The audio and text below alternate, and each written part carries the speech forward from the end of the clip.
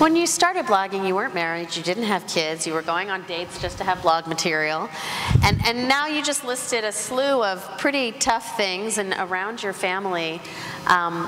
And your style, do you feel like your style has changed because you've gone through those life stages, and do you feel like you approach it differently? I don't know that the style has changed. My life has changed, and I've changed myself, like as a person. So it's not a style thing. I'm sure my voice has changed, but it's always been very raw, very honest, and real about everything I was going through, from the really bad dates when I was single, and then now even writing about my childhood. A lot of that stuff hasn't changed throughout. We all see our childhoods and that childhood terrain that we navigate as adults, and how we really make peace with who we were.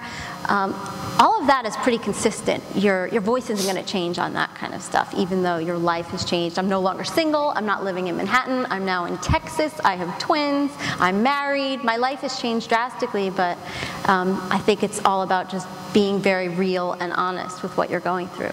Right. I think when I was talking to Maggie Mason about her panel, she had a great quote that I think I put in the description, which was how as you change, your blog can serve your life and not your life have to serve your blog. And it sounds like that's... Well, people try to pigeonhole you, right? I mean, at first it was, oh, she's the Carrie Bradshaw of New York bloggers. And then it was, oh, well, now she's a mommy blogger. And now that I'm writing about weight loss and childhood issues, it's, oh, well, she's body image. And I really feel like if you just be yourself, don't let people pigeonhole you. Decide who you want to be and be that, and not the other way around. Right. When we did our survey in March of the bloggers in our network, and we asked people what they blogged about, and asked them to pick just one thing, over 80% said my life. Now, if we gave them subcategories, they picked mommy blogging and food and politics, but if you gave them just one choice, it was my life. And I think that's how a lot of people think about it. But you were saying when we were on the phone that people would be surprised at how much you actually don't share. Yeah. I mean, I've had people approach me in the grocery store, actually at home, and go, it's so weird that I know everything about you. I'm like, no, you don't.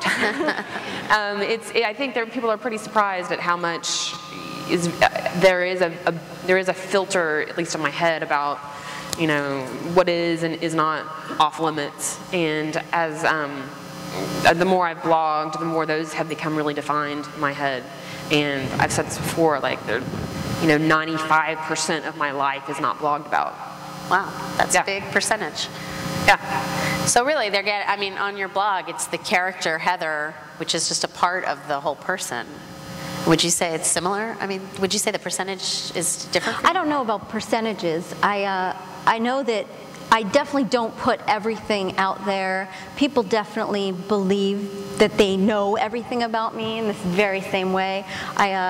I actually had to go onto an HBO comedy series thing that was being filmed. And there I am having to read about getting a bikini, from Straight Up and Dirty, my first book, having to read about getting a bikini wax, with a little area, larger than a wheat thin but bigger than a Triscuit. And that day I found out that I had a miscarriage and had to get a D&C the next day. And there I am, no one knows this, and I have to go up on stage and deliver this really funny thing when all I want to do is cry. I mean, it's really hard, and people are like, wow, I really know you, and they didn't have any idea what I was going through. So on the blog and otherwise, until I chose to write about it. Right, right.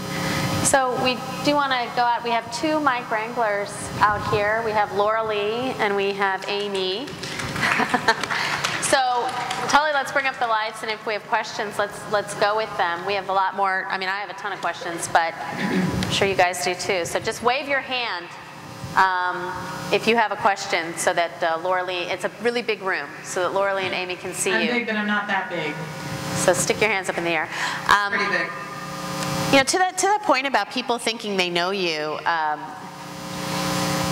They know you, but they don't know you. It seems like, and I find, like just today I got a comment on my blog that I think was calling me a Nazi abortionist, although it was a little unintelligible. Nice. And I'm like, whoa,